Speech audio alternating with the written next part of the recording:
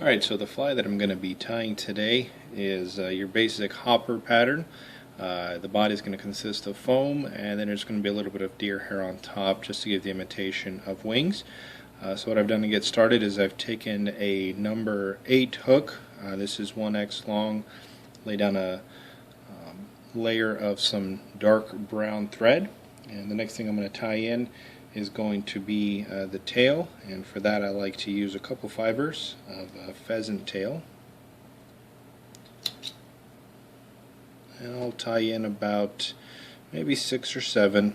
You want the tail to be about a third of the length of the hook. If it's a little bit shorter, if it's a little bit longer, that's fine. Don't spend too much time on that, but you want it to be about a third. So that's about it right there. Okay, we're going to cut away the remainder. And now for the body, I'm using 2 different colors. One is yellow, one is brown. The way I've prepared the yellow is I've cut a little point to it. What I'm doing right now is I'm just flattening it out just a little bit, make it easier to tie in. Put it right over the hook there, hold it in place. And we'll try to get that as even as possible. There we go. And now what you want to do is come behind it with the brown foam, and what I've done with this one is I've cut a V into it, and I want to lay the V down to where I can see that yellow underneath there.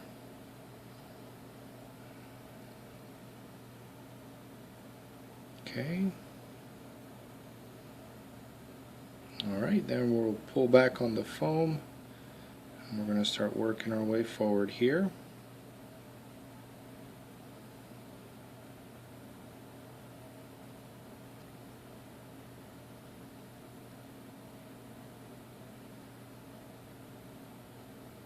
Now for the segments,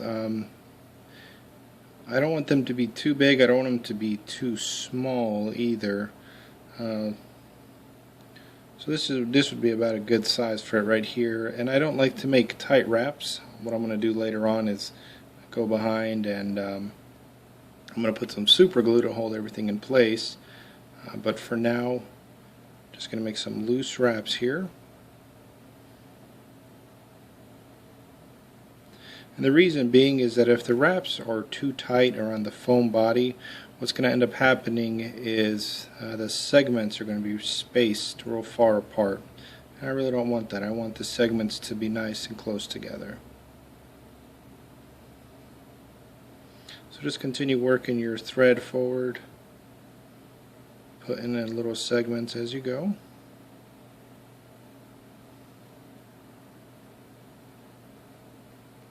And usually I'll just do 2, sometimes 3 wraps around the foam to hold it in place. Any more than that, and again you'll end up with the same problem.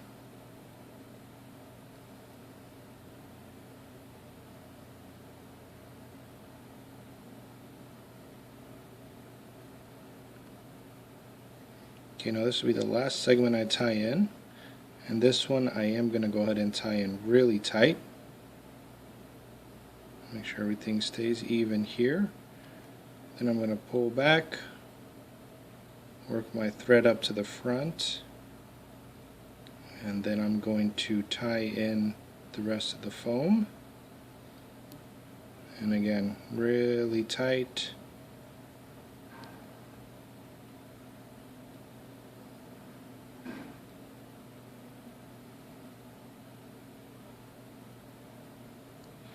And now what I'm doing is that last segment I'm just going to go through and clamp it down real hard. This is going to give me some room to work with to tie in the rest of my material.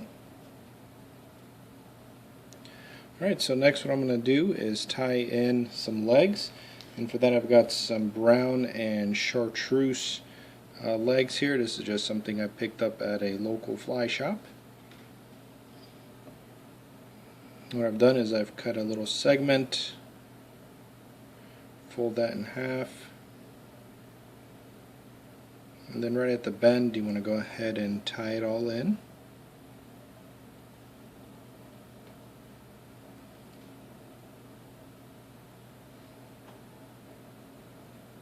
You want to tie it in as close to the center as possible. Again, I start off with a few loose wraps. Once I get it in place where I want it to be, then I'll go through with the tighter wraps, and as you tighten it, the legs will spring out. And we'll do the exact same thing for the other side.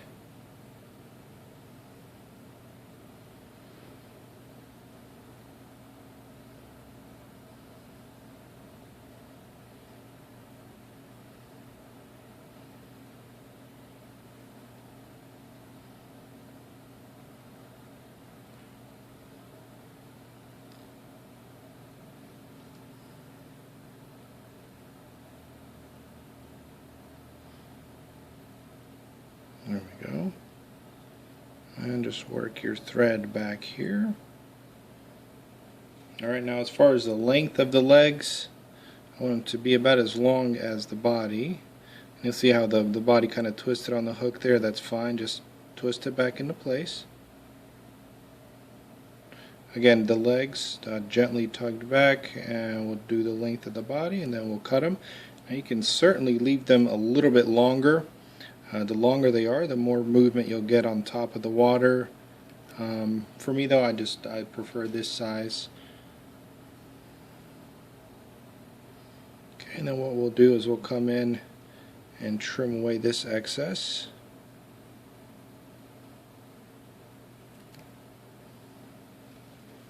Okay, then the next thing we're going to do is tie in the forward facing legs. For that, we'll take another piece of that rubber leg material, and again, want it to be on the side.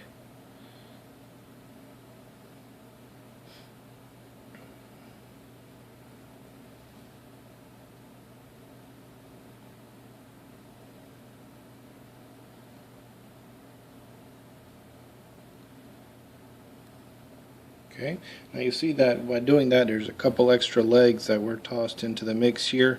I am going to go ahead and cut those off, but if you like the way it looks, you can keep them on there. There we are. And then what I'm going to do is just pull these forward a little bit, and then I'm going to work my thread up to the front there. I do want to add a little bit of separation between these legs and the ones in the back. And then we'll tighten everything up here, and again, if your body is not setting right, don't be afraid to just go in and move things around. You can adjust the legs if you want to. Just be careful how hard you pull, because if you pull too hard, you could end up pulling them off of the fly. And as far as the forward facing legs, I like them to be pretty long. You can definitely cut them a little bit shorter. I'd say if they'll reach to the back of the fly, then you're doing okay. But again, always cut them a little bit longer, see how you like it, and then if you want to shorten it up, go ahead and do that. Obviously, if you cut them too short at first, then there's no going back. You're stuck with that length. Next, what I'm doing is I'm getting my deer hair out. I chose this particular color just because I thought it blended well with the rest of the fly. So I cut about, I'd say maybe half a pencil thickness out. Normally when you're spinning deer hair, they'll tell you to take about a pencil thickness worth of deer hair. This is about half that amount.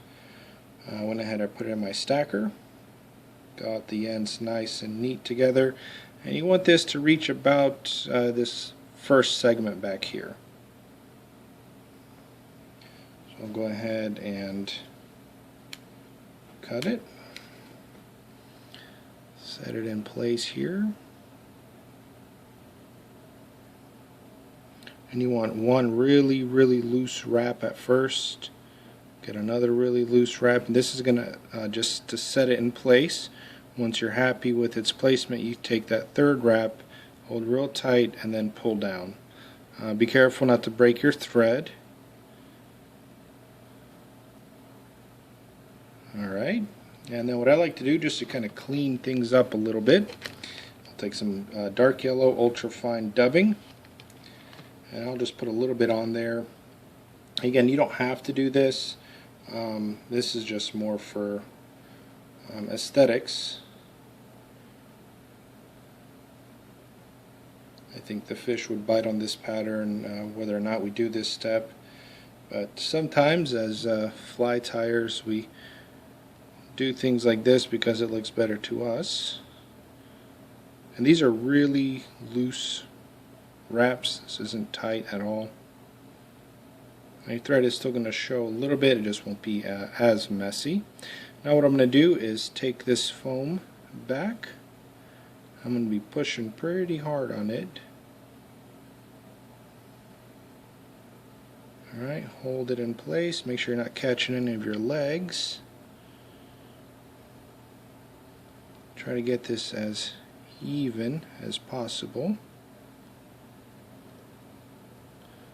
1, 2, we'll pull real tight, and we'll pull everything back, work our way to the eye, get our whip finish out.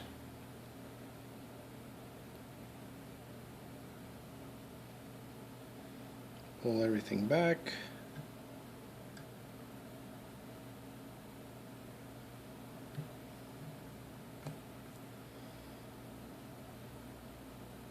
Okay, go ahead and cut your thread. Now for this tag up top here, I don't want to leave it at that length. Like I said at the beginning, I'm going to go ahead and cut this just a little bit further down here. And as far as the brown goes, I'm going to shorten it, but I am going to leave it overall to be a little bit longer than the yellow here. Now these legs, as I'm looking at them, they are a little bit longer than I'd like them to be, so I'll just take a little off of each side there. Okay, pull these legs out just a little bit, and there you have it, the hopper. Again, this is my variation of it. You can certainly use different colors for the foam. You can use different colored legs, different colored deer hair, so just kind of play with it and make it your own. I do want to thank you very much for watching my videos. If you like what you see, go ahead and subscribe. I'll be putting some more out, and good luck out there.